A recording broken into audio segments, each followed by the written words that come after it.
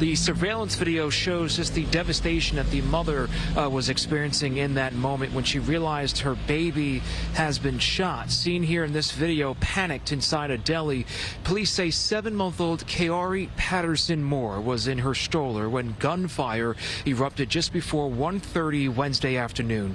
Investigators say 2 men on a scooter drove by and the passenger opened fire, shooting at least 2 rounds. The family ran into the bodega for cover, only to realize the baby had been hit in the head. The streets of Brooklyn are loud by nature.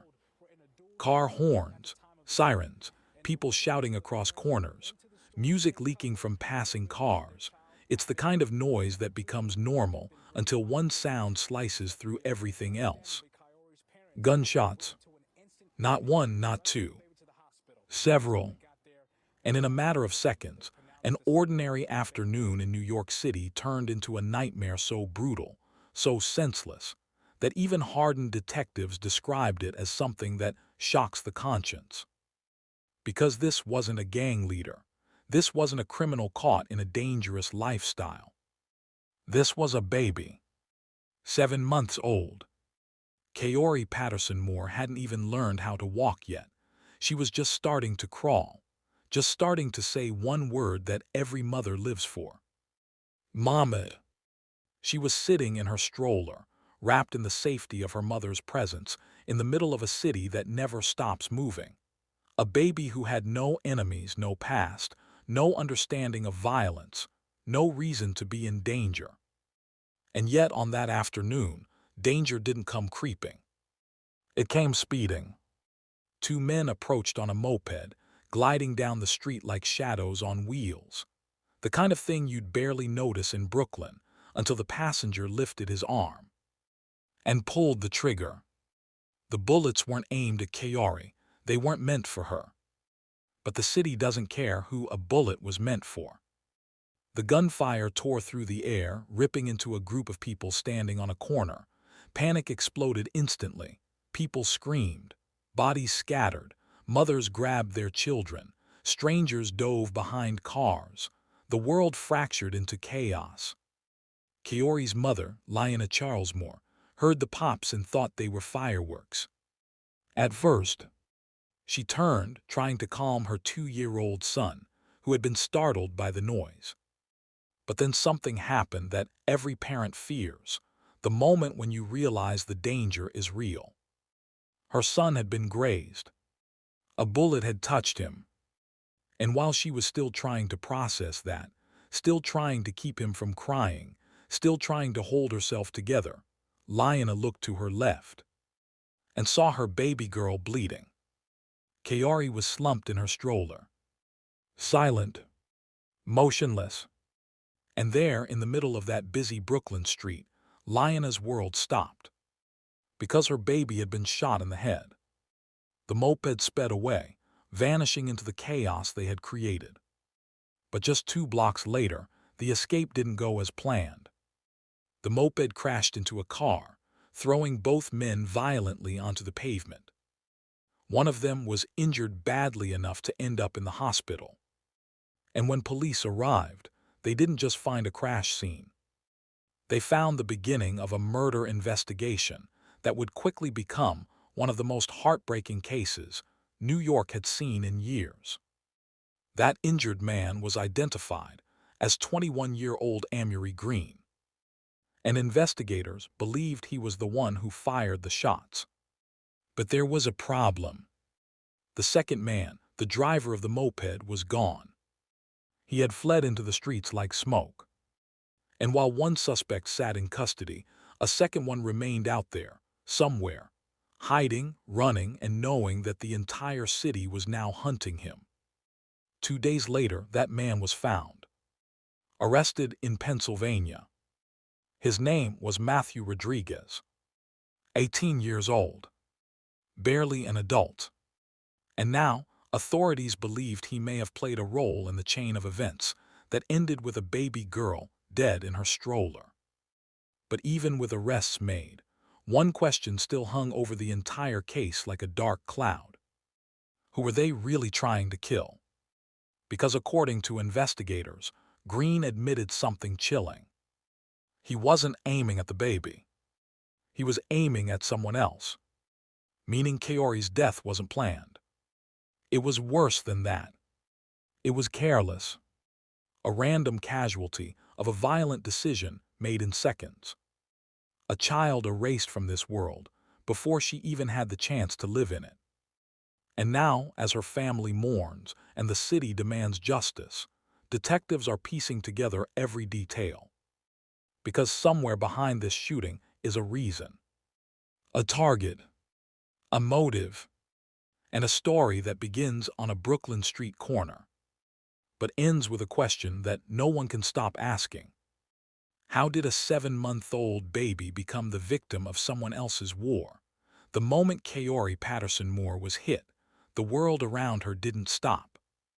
That's what makes tragedies like this feel even more cruel. Cars still rolled down the street. People still screamed into their phones. Somewhere, a siren began wailing in the distance, growing louder as seconds passed. A city of millions kept breathing, kept moving, even as one mother's life was collapsing in real time. Lionel Charles-Moore didn't understand what she was seeing at first. It didn't make sense. It couldn't make sense. She had been trying to calm her 2-year-old son, still convinced the loud pops were nothing more than fireworks, maybe someone being reckless, maybe kids playing around. Then she saw blood. And in that instant, her brain tried to reject it. Because blood doesn't belong on a baby, not on a stroller, not on a quiet afternoon when a mother is just trying to get through the day. But the blood wasn't a trick of the light. It was real. Kaori, only 7 months old, was slumped unnaturally, her tiny body suddenly too still, too heavy in the stroller. And when Lionel turned fully toward her daughter, she realized with horror that the worst thing a parent could ever imagine had just happened. Her baby had been shot. The screams that followed weren't only coming from the crowd. They came from Lionel too, deep, panicked screams that didn't sound human, because they were pulled from a place inside her that no one should ever have to reach. Around her, people were scattering. Some ducked behind cars, others sprinted down sidewalks. Strangers shoved each other, not out of malice but out of pure survival instinct. When bullets fly, even the best of humanity becomes animal-like. It's not because people don't care. It's because fear hijacks the body and fear doesn't ask permission. And then there was her son. Her little boy, still close enough to her that she could touch him, had been grazed by a bullet. Not a serious injury, but enough to leave a mark, enough to make him cry, enough to make the moment even more confusing. How could her son be bleeding? How could her baby be bleeding? How could this be happening at all? A few people who hadn't run stepped forward. Some shouted, asking if she needed help.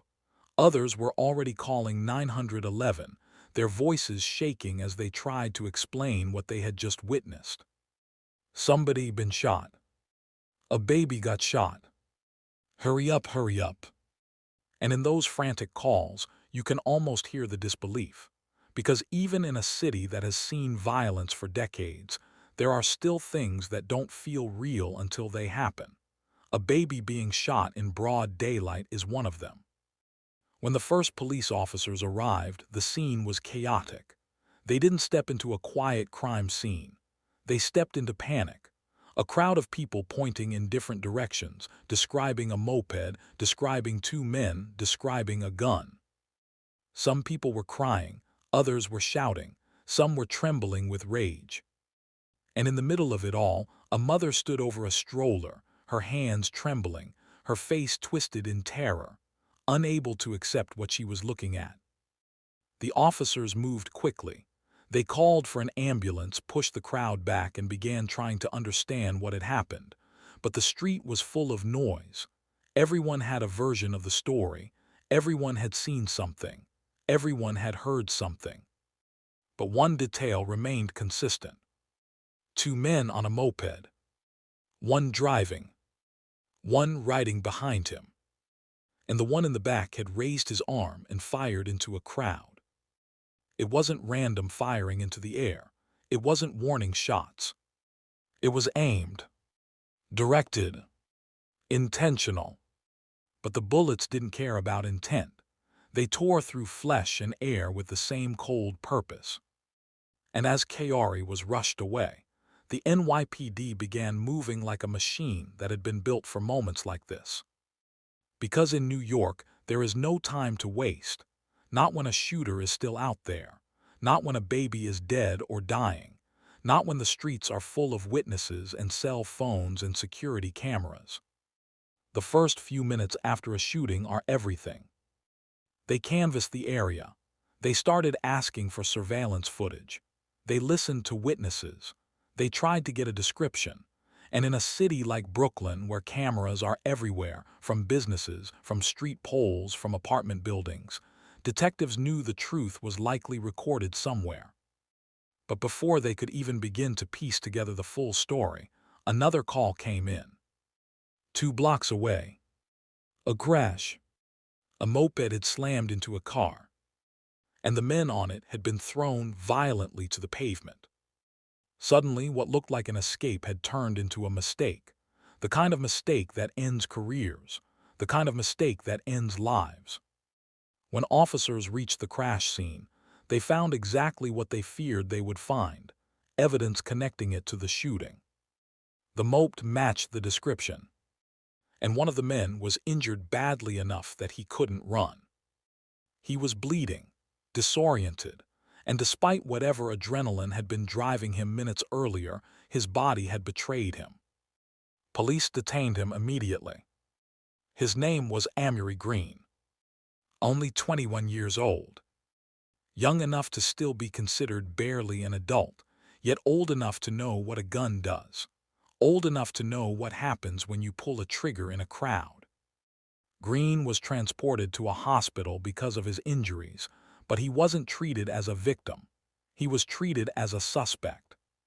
Because while he lay there in pain, somewhere else a 7-month-old baby was fighting for her life. The second man, the driver, was nowhere to be found. He had fled. And now police had a major problem.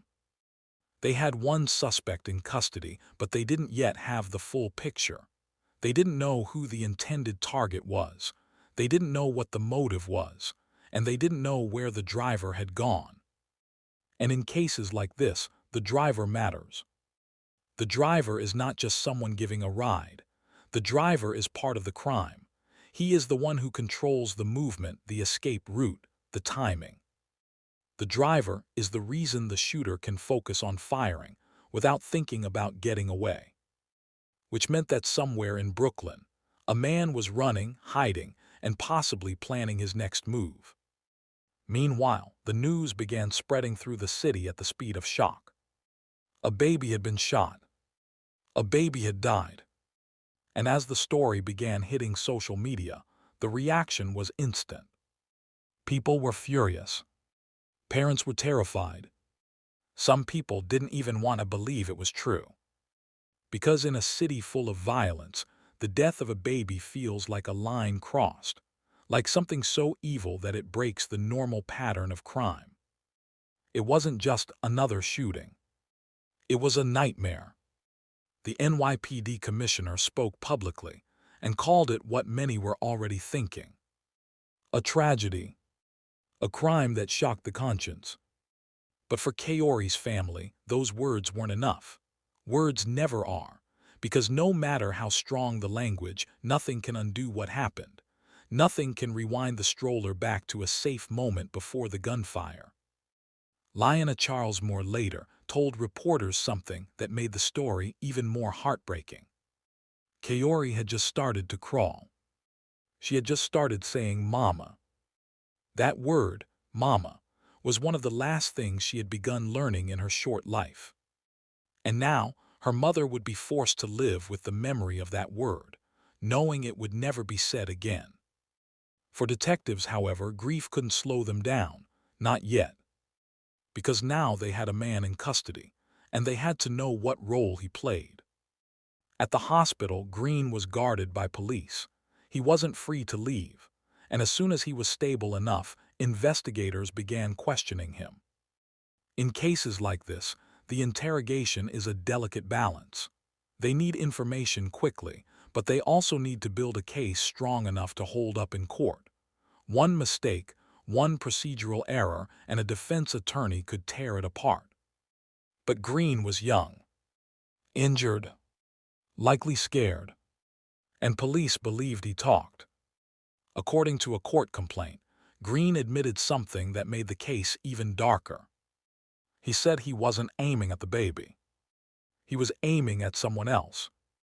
That admission is chilling, not because it offers comfort, but because it reveals something worse. Kaori's death was not planned, but it was completely avoidable. He had fired into a crowd, meaning he didn't care who got hit. He had made the decision to shoot anyway, knowing full well what could happen. And when police heard that, it gave them their next question. Who was he trying to kill? Because whoever the target was, they were now tied to the death of an infant. And whoever that target was, they might still be alive, still walking the streets, still involved in whatever conflict had sparked this shooting. Detectives began digging into Greene's background, his social media, his known associates, his previous interactions with law enforcement. Every connection mattered now, every name, every enemy, every friend. Because if Greene was targeting someone, there was likely a history, a beef, a feud, a retaliation. In Brooklyn, disputes can start over anything: a look, a rumor, a social media post, a stolen item, a fight. And too often, they end with gunfire. As investigators worked, they also focused on the second suspect, the driver. Witnesses described the moped speeding away, then crashing. And after the crash, the driver had escaped. That meant he had a head start. He could have disappeared into alleyways, into apartment buildings, into subway stations. He could have changed clothes, shaved his head, cut his hair. Or he could have left the city entirely. But police believed they could find him. Because modern New York is not an easy place to hide. There are cameras everywhere, license plate readers, transit surveillance, store footage, building security systems, and perhaps most importantly, phones. People record everything now, and in shootings like this, someone always has a video. Someone always captures a moment that becomes crucial. Investigators began collecting footage from nearby businesses: a corner store camera, a restaurant camera, a building lobby camera, traffic cameras. They built a timeline frame by frame. And when they saw the moped on video, they didn't just see two men. They saw the speed. They saw the positioning. They saw the way the passenger moved. The way he raised his arm. The way the driver kept going, even as shots rang out. It wasn't an accident. It looked coordinated. Like they had done this before. And that made it even worse. Because it suggested that Kaori's death wasn't caused by reckless amateurs. It was caused by two people who were comfortable with violence. Soon, police were able to identify the driver. His name was Matthew Rodriguez. Only 18 years old. Still a teenager. And as soon as his name became known, the urgency doubled. Because an 18-year-old on the run is unpredictable. He could panic. He could hurt someone. He could attempt another crime to survive. He could also disappear forever if he crossed state lines. And that's exactly what happened. Rodriguez fled New York. He made it all the way to Pennsylvania. But what he likely didn't understand was that running doesn't erase digital footprints. It doesn't erase surveillance. It doesn't erase the connections between people. And in cases like this, the NYPD doesn't hunt alone. They call in federal help. The U.S. Marshals. The people known for tracking fugitives.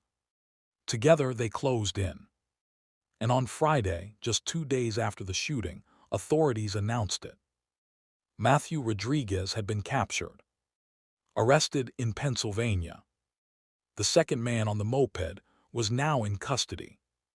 The news hit hard. For some, it was a relief. For others, it didn't matter, because an arrest doesn't bring a baby back. It doesn't undo the bullet. It doesn't erase the sound of the shots that Kaori's mother will hear in her head for the rest of her life. Still, the arrest meant something important. It meant the case was moving fast. It meant investigators believed they had enough to hold these men accountable. And as Rodriguez was brought in, the public waited for answers. What was his role? Did he know Greene was going to shoot? Did he help plan it? Did he encourage it? Or was he just a reckless teenager who made the worst decision of his life? At the time of the reports, authorities hadn't released full court papers detailing Rodriguez's role. That silence created a wave of speculation. But detectives don't stay silent without reason. They were building something. And as Greene faced charges, his arraignment became another moment of outrage. He pleaded not guilty. Not guilty to murder. Not guilty to the charges tied to the death of a baby. And for the public, that plea felt like another slap in the face. Because the facts were already horrifying. The crash, the gunfire, the baby dead in a stroller, the confession that he had aimed at someone else. What kind of defense could possibly exist? But in the American justice system, even the most hated suspect has rights, and every defendant is allowed to plead not guilty, forcing prosecutors to prove the case beyond a reasonable doubt. Still, Greene's plea didn't sit well with people. It didn't sit well with Kaori's family. And it didn't sit well with the community that now felt like nowhere was safe. Because if a baby can be shot in her stroller, then what does safety even mean anymore? And that question began spreading through Brooklyn like a sickness. Parents started holding their children closer. Mothers started avoiding certain corners. People who had lived through crime their entire lives began saying something different this time. This is too much. This is crossing the line. But the line had already been crossed. The moment Greene pulled that trigger, the line was gone. And in the days that followed, another truth began to surface. This shooting wasn't just about Greene and Rodriguez. It was about a culture of violence that had become so normal, so casual, that someone could fire into a crowd without thinking twice. It was about how fast a decision can destroy a life. And it was about how one bullet meant for someone else can become a death sentence for an innocent child. As Kaori's family prepared for the unimaginable funeral plans for a baby, the city began demanding justice. But justice isn't instant.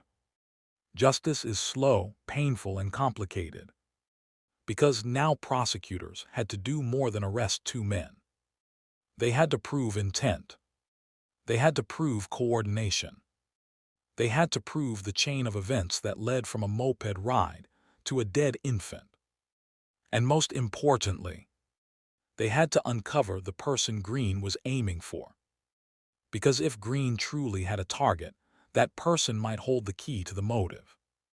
And the motive is what turns a tragedy into a full story. A story of rivalry. A story of revenge.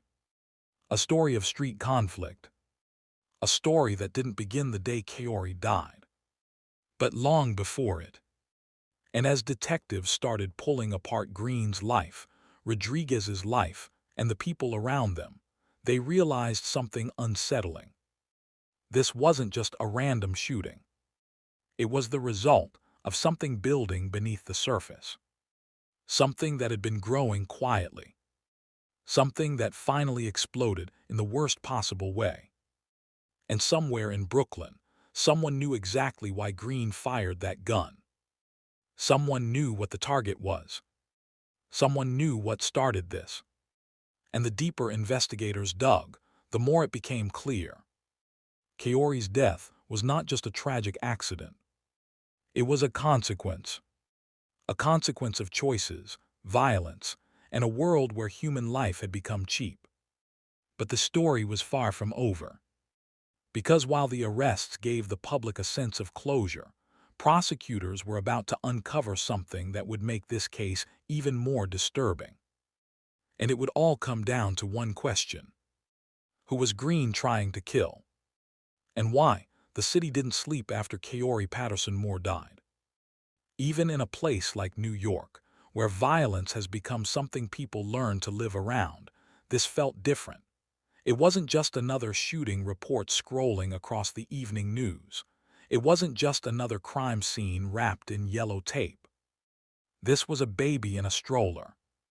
And the image of that stroller, small, innocent, ordinary, became the symbol of something far darker, because it proved something that no one wanted to admit out loud. That in certain parts of the city, nobody was safe. Not even the smallest among them. As the sun set on Brooklyn, candles began appearing on sidewalks. Stuffed animals, handwritten notes, small memorials built by strangers who didn't even know Kaori's family but felt like they had to do something, anything, to prove that the world still had humanity left in it. But while people mourned, the NYPD worked. And inside police headquarters, the case was already being treated like a war. Because a child had been killed. And when a child is killed, especially in a case like this, there is no room for mistakes, no room for slow investigation, no room for the usual pace. The pressure was immediate, and it was crushing. Behind closed doors, detectives were trying to reconstruct every second leading up to the shooting. They started with what they knew. A moped, 2 men, a crowd, gunfire, a crash. One suspect hospitalized and guarded. One suspect vanished. But then came the arrest that changed everything.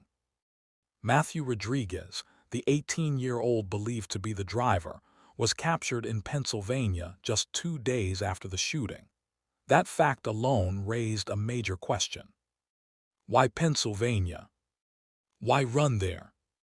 Rodriguez hadn't just disappeared into another neighborhood. He hadn't simply stayed hidden in Brooklyn or the Bronx. He had left the state. He had crossed lines. That wasn't the move of someone who thought they were innocent. That was the move of someone who knew exactly what they were running from. And to investigators, it suggested guilt, fear, or both. When NYPD detectives, working with U.S. Marshals, finally caught up to him, they didn't just arrest a teenager. They arrested a missing piece. Because now they had both men. Now they had the shooter. Now they had the driver. Now they could begin to understand whether this was planned, or whether it was a spontaneous act of street violence that spiraled into tragedy. But there was another reason the arrest mattered. Rodriguez was young, only 18. And young suspects often talk. Not because they want to, but because they panic. Because they don't have the hardened mindset of older criminals. They haven't learned how to keep quiet. They haven't learned how to sit in silence while detectives slowly tighten the pressure. Sometimes they confess without even realizing what they're doing. Sometimes they give up names. Sometimes they point fingers. And that's exactly what prosecutors hope for. Because in cases like this, the truth is rarely clean. There's always more behind it. There's always someone else involved. And there's always a deeper story. When Rodriguez was transported back into custody, detectives began building the narrative they would eventually present in court. They didn't want a story based on rumors or street talk. They wanted evidence. Hard evidence. The kind that doesn't crumble under cross-examination. The kind that convinces a jury. They pulled surveillance footage from the street corner where the shooting happened. Frame by frame, they watched the moped approach. They studied body language. The speed. The angle. The way the passenger sat. The way he moved his shoulders. The way he lifted his arm. They watched the crowd scatter. They watched the stroller. They watched the chaos. And when detectives watched those moments over and over, they realized something chilling. The moped didn't slow down. The driver didn't hesitate. He didn't look shocked. He didn't try to stop. He didn't veer away in fear. He drove straight through, like this was what they came there to do. Which meant one thing. The driver likely knew. And if he knew, then this wasn't just Greene's crime. It was Rodriguez's crime too. And prosecutors love cases like that because it opens the door to conspiracy charges, charges that can turn a teenage accomplice into a major defendant. But still, one detail continued to haunt investigators. Greene reportedly told police he was aiming for someone else. If that was true, then who? And why? That question wasn't just about motive. It was about the possibility of retaliation. Because if Greene was trying to hit someone, then that someone was likely involved in something violent too. And if the target survived, then the threat didn't disappear. The conflict might still be active. Which meant another shooting could happen. Another innocent person could die. So detectives began doing what they always do in gang-related or street-related shootings. They started mapping connections. They looked at Greene's phone, his messages, his calls, his social media. They looked at Rodriguez's phone too. Because phones don't just show who you talk to. They show what you fear. They show what you plan. They show what you hide. And somewhere inside those devices, investigators believed they would find the truth. It could be a text like, "We got him." It could be a message like, "Meet me at the corner." It could be a photo of a gun. Or worse, it could be a message that proved this had been planned long before that afternoon. And while the NYPD dug into their digital lives, the public began to learn the names. Amuri Greene, Matthew Rodriguez. And once the names were out, the internet did what it always does. It searched. It dug. It judged. People started pulling up old photos, old posts, old connections. Some claimed they recognized them. Some claimed they had seen them around. Others claimed they had been involved in trouble before. And in modern America, once your face becomes tied to a case like this, you don't just become a suspect. You become a symbol. Greene became the face of reckless violence. Rodriguez became the face of youth corrupted by street culture. And Kaori became the face of innocence destroyed. The case was now bigger than a courtroom. It was now bigger than Brooklyn. It became a national conversation. Gun violence, youth crime, the failure of the system, the question of how easily guns can end up in the hands of young men. And as media outlets covered Kaori's death, another painful truth came to light. Her mother had thought the shots were fireworks. That detail broke people's hearts, because it showed how common gunfire had become, how the brain, in an effort to survive, tries to interpret danger as something harmless. Because if you lived in fear every time you heard a pop, you wouldn't be able to live at all. So people rationalize. They tell themselves it's fireworks. They tell themselves it's a car backfiring. They tell themselves it's nothing. Until it's something. Until it's blood. Until it's a baby dying. And for Lyanna Charles-Moore, the moment she looked to her left and saw Kaori bleeding became the moment her life split into two parts. The life before and the life after. In interviews, she described her daughter as a baby who was just beginning to crawl, just beginning to explore the world. She had recently started saying, "Mama," a word that every parent treasures because it feels like proof that the bond between mother and child is real. But now that word would become a haunting echo. Because it meant Kaori was just starting to understand who her mother was, right before she was taken away forever. And as the city mourned, Greene's arraignment happened quickly. He was brought before a judge, facing murder charges and other serious accusations. But when Greene entered that courtroom, the energy wasn't calm. It wasn't procedural. It was boiling, because people wanted to see the face of the man accused of killing a baby. They wanted to know what kind of person could do that. Would he show emotion? Would he cry? Would he look ashamed? Or would he sit there cold, detached, as if the death of Kaori meant nothing? Greene pleaded not guilty. Not guilty. Those words hit like a slap. Because to the public the evidence already felt overwhelming. A crash, a confession, a baby dead. But in court, truth is not based on emotion. Truth is based on what can be proven. And Greene's defense attorney likely already had a strategy. They could argue he didn't intend to kill Kaori. They could argue he was aiming at someone else. They could argue he didn't have malice aforethought toward the baby. They could try to reduce the charges. Because in the American legal system, intent matters. But intent doesn't erase consequences. And prosecutors knew that.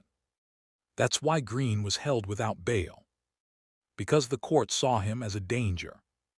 Not just to the community, but to the integrity of the case itself. A man accused of something this horrifying cannot be allowed to walk free while awaiting trial. Meanwhile, Rodriguez's role remained unclear to the public. Authorities didn't immediately release full court papers detailing what he was accused of doing beyond being the driver. But that silence was loud, because if police were quiet, it usually meant they were building a larger case. It meant they were gathering evidence. It meant they were waiting to see if Rodriguez would cooperate. And cooperation could change everything. Because if Rodriguez talked, he could expose the motive. He could reveal the target. He could reveal who told them where to go. He could reveal whether they had planned to shoot that day. And perhaps most importantly, he could reveal whether someone else was involved. Because in shootings like this, there's often a third person. The one who gives information. The one who says he'll be on that corner. The one who provides the weapon. The one who pushes the conflict forward. The one who stays hidden while others take the fall. Detectives began exploring that possibility immediately. They looked at Greene's known associates. They looked at rival groups. They looked at local disputes. They checked if there had been any recent shootings in the area that might connect to this one. Because violence often moves in patterns. Retaliation. Counter-retaliation. A cycle. And when a baby is killed in the middle of that cycle, it creates a different kind of heat. A heat that can ignite further violence. Sometimes, the death of an innocent causes people to step back. But sometimes, it causes people to strike harder. And that's what terrified investigators. Because now, Kaori's death could trigger another war. As police worked the case, the media kept pushing the most painful detail. Kaori was in her stroller. That image became impossible to escape. The public couldn't stop picturing it. A baby strapped in. A mother walking. A normal day. And then a bullet. It wasn't just the act of murder that horrified people. It was the randomness. Because random violence is the most terrifying kind. You can't prepare for it. You can't predict it. You can't reason with it. You can only hope it doesn't find you.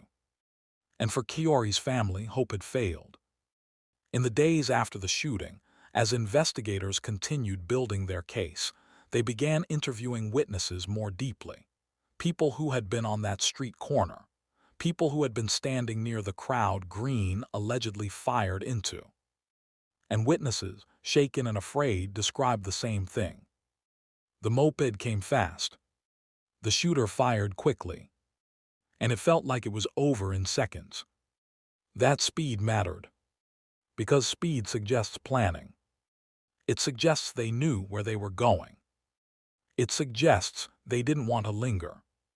They came to do one thing, and then leave. But something went wrong. The crash. That crash may have been the only reason police caught Greene so quickly. If the moped hadn't crashed, both men might have disappeared into the city, and the case might have turned into one of those unsolved nightmares where a family is left begging for answers for years. Instead, Greene ended up injured and trapped.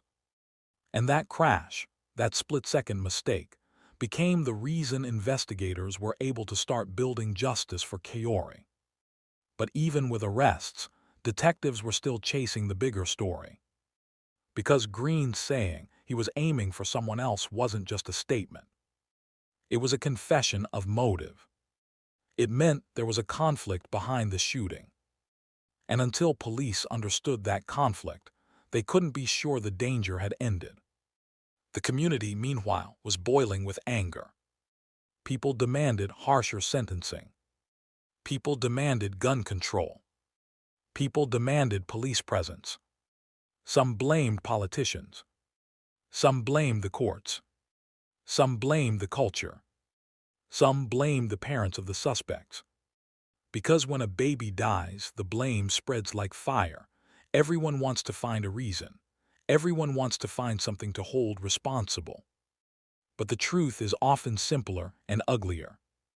A gun, a grudge, and two young men who decided human life was worth less than their pride. And as Kaori's mother tried to survive the grief, she made one statement that crushed anyone who heard it. "My daughter was innocent. She didn't deserve that."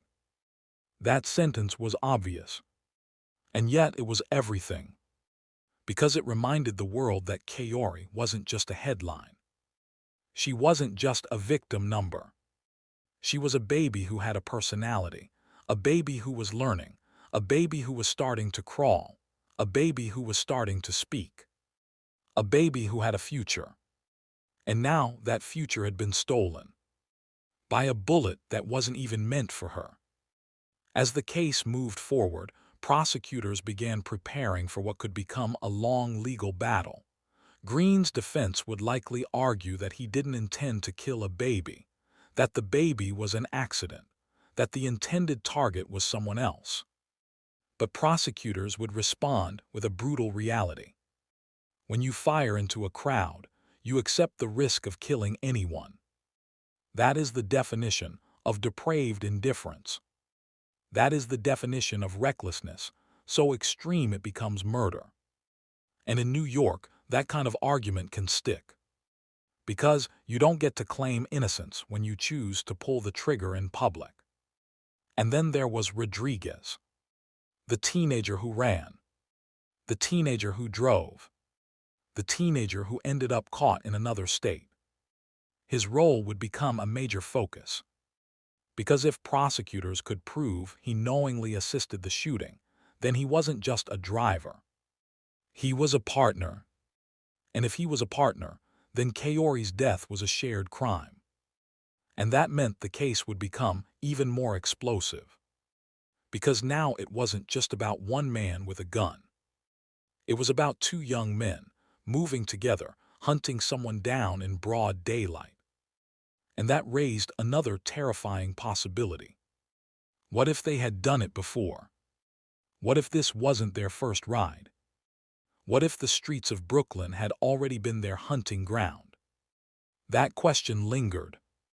And detectives were now digging deeper into their pasts, looking for any history of violence, any past shootings, any weapons charges, any known affiliations. Because sometimes, when you pull the thread of one crime, you uncover a whole pattern underneath. And if that happened here, then Kaori's death might be only the most tragic consequence of something that had been building for a long time. But for now, the city watched. The country watched. And a mother sat in grief, holding onto the memory of her baby's face. Because while the courts could deliver punishment, they could never deliver what mattered most. Kaori's life. And as investigators continued to uncover the truth, one chilling realization began forming. Kaori's death wasn't just a tragedy. It was a message. A message that the streets were no longer just dangerous for those involved in crime. They were dangerous for everyone. And as the legal system prepared to move forward, one question still remained unanswered. The most important question of all. Who was the intended target? Because whoever Greene was aiming at was the person whose shadow loomed over this entire case. And until that name was revealed, the story of Kaori Patterson-Moore would remain incomplete. The most terrifying part about a case like this isn't just the fact that a baby was killed. It's the fact that, at first, nobody even knew why. There was no robbery, no argument caught on camera, no obvious fight in the street. Just two men on a moped and gunfire. And when the NYPD arrested Amuri Greene and later captured Matthew Rodriguez in Pennsylvania, the public expected something that always comes with tragedy. An explanation, a motive, a reason. Because when something senseless happens, the human mind becomes desperate to attach meaning to it. We want to believe there is logic behind horror, because if there isn't, then it means it could happen to anyone at any time. And that thought is unbearable. But as investigators dug deeper, they began to understand something. This case wasn't random. It only felt random because the victim was innocent. Because Kaori Patterson-Moore was never supposed to be part of the story at all. She was collateral. A child caught in a violent storm that had been brewing long before that Wednesday afternoon. Detectives went back to the corner where it happened. They walked the street again. They studied the angles, the distance, the way the moped approached, and the direction the bullets traveled. They measured where the stroller was positioned. They measured where the crowd stood. They studied how far the shooter would have been from his target. Because they weren't just building a case for court. They were building a narrative. And the narrative was starting to point toward something familiar. A targeted shooting. The kind that happens when someone is hunting a rival, an enemy, or someone who wronged them. It wasn't a spur-of-the-moment crime. It looked like an execution attempt. The shooter didn't stop to argue. He didn't confront anyone face to face. He didn't hesitate. He fired quickly and kept moving. That's what people do when they already know who they're looking for. And when detectives began combing through Greene's background, they found what they expected to find. Not necessarily a criminal mastermind. Not necessarily a hardened gang leader. But a young man whose life was surrounded by the kind of chaos that eventually turns into violence. The kind of environment where anger builds faster than wisdom. The kind of world where guns become a solution instead of a last resort. They checked his history. Any prior arrests. Any prior disputes. Any reports of threats. They pulled his social media. And even though the public didn't see everything investigators saw, police were likely looking for patterns, references to rivalries, cryptic posts, threats disguised as lyrics, photos of weapons, comments that hinted at revenge. Because in the modern age, people often confess without realizing they are confessing. They post about their feelings. They post about who they hate. They post about what they plan to do. And sometimes, after a crime, they post like nothing happened at all. That indifference can become evidence. Meanwhile, Rodriguez was now in custody, and investigators had their eyes on him.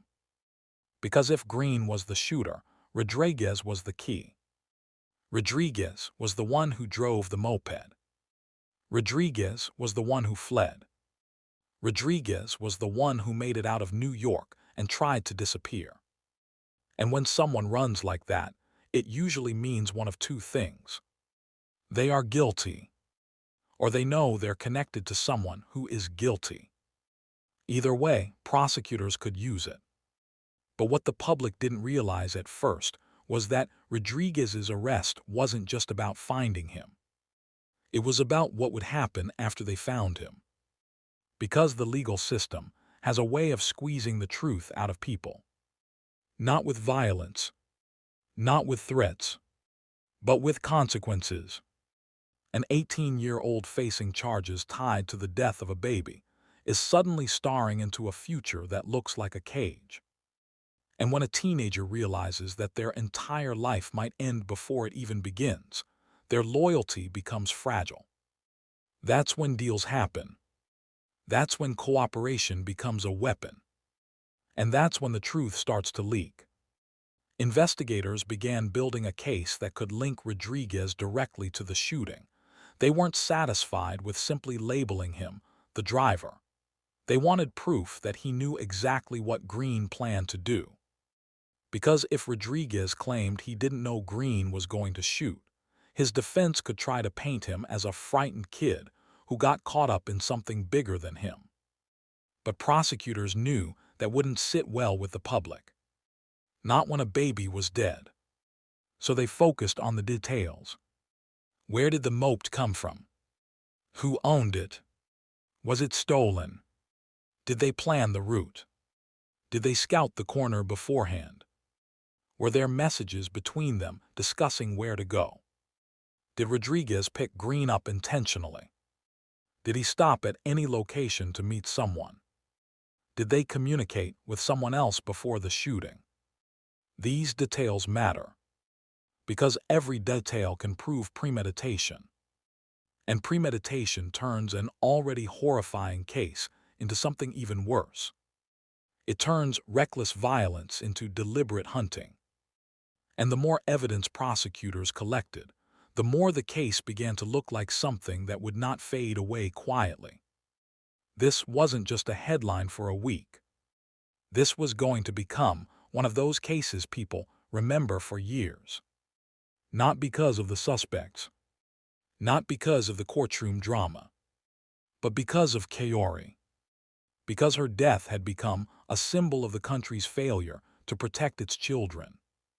And that symbol carried weight. It carried anger. It carried grief. And it carried political consequences. As the news spread beyond New York, the case began being discussed in a larger context. Gun violence, the ease of access to firearms, the way young men can obtain weapons, the way disputes escalate into shootings, the way innocent people die because someone couldn't control their rage.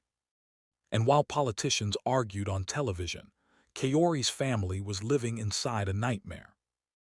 Lyanna Charles-Moore wasn't thinking about politics. She wasn't thinking about laws. She wasn't thinking about debates. She was thinking about her baby's face, her baby's laugh, her baby's first attempts at crawling, her baby's voice saying "Mama." And now she was thinking about funerals. Funerals are unnatural for parents. A parent is not supposed to bury their child. A baby is not supposed to be in a casket. But the world doesn't care what is supposed to happen. The world only cares what did happen. And what happened in Brooklyn was a tragedy that ripped a hole through an entire community. As investigators continued to move forward, Greene remained in custody, held without bail. His not guilty plea didn't mean much to the public because people weren't interested in his defense. But prosecutors were. They had to anticipate every possible argument. Because Greene's defense team would likely focus on one thing. He didn't mean to kill Kaori. And that argument is dangerous in court because it appeals to a technical definition of intent. But prosecutors had an answer for that too.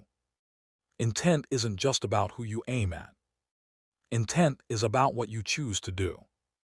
And if you choose to fire a gun into a crowd of people, you accept the risk that you will kill someone who has nothing to do with your target. That's not an accident. That's depravity. That's recklessness so extreme it becomes murder. And if the court accepted that reasoning, Greene could face decades behind bars, possibly the rest of his life. But the case didn't stop at Greene, because the arrest of Rodriguez raised another critical question. What kind of person agrees to drive a moped into a crowded street while their passenger fires a gun? Even if he didn't pull the trigger, he helped deliver the trigger to the scene. And in the eyes of the law, that makes him part of the killing.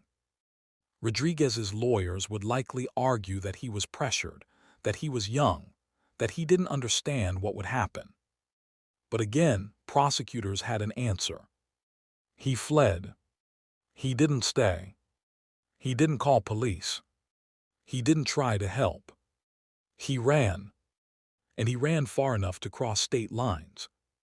That doesn't look like innocence. That looks like consciousness of guilt. And when the public heard that Rodriguez had been captured in Pennsylvania, it only fueled the outrage. Because it felt like he was trying to escape justice. It felt like he wanted to disappear and leave Brooklyn behind, leaving Kaori's family to deal with the aftermath alone. But he couldn't run forever. And now he was back in the system. Back in the cage. Back in the grip of a legal machine that does not let go easily. As the days passed, details of the shooting continued to circulate, and one particular fact continued to destroy people emotionally. Kaori's older brother had been grazed by a bullet. That meant that in a matter of seconds, Lionel Charlesmore could have lost both of her children. Both. It was only luck, cold, cruel luck, that her son survived. And luck is not something anyone wants to rely on when raising children in a city. That detail alone made the story even more unbearable. Because it proved the shooter didn't just end one life. He almost ended two. And for many parents watching the news, that was the moment they felt sick. Because it forced them to imagine it. Their own child in a stroller. Their own child beside them. Their own hands shaking as they tried to understand why blood was suddenly everywhere. The case became more than a tragedy. It became a fear that settled into the bones of parents across the country. As prosecutors prepared for trial, they likely began stacking charges. Murder, attempted murder, criminal possession of a weapon, reckless endangerment, conspiracy, and depending on what they uncovered about gang involvement or organized crime, the charges could grow even heavier. But one question still haunted everything. Who was Greene aiming at? The public didn't know. The media didn't have a name. But investigators were almost certainly trying to protect that information for one reason. Witness safety. Because if the intended target was still alive, and if that target was part of a violent dispute, then naming them publicly could spark retaliation. It could endanger them. It could endanger their family. And it could even endanger the witnesses who might testify. So detectives likely held that detail close. But behind the scenes, they were likely interviewing the crowd members. They were likely searching for anyone who had a history with Greene. They were likely looking for prior disputes. Because motive doesn't just help prosecutors. Motive helps the jury understand why. And in a case like this, the jury would need to understand why two men would ride through Brooklyn with a gun, willing to risk killing anyone in their way.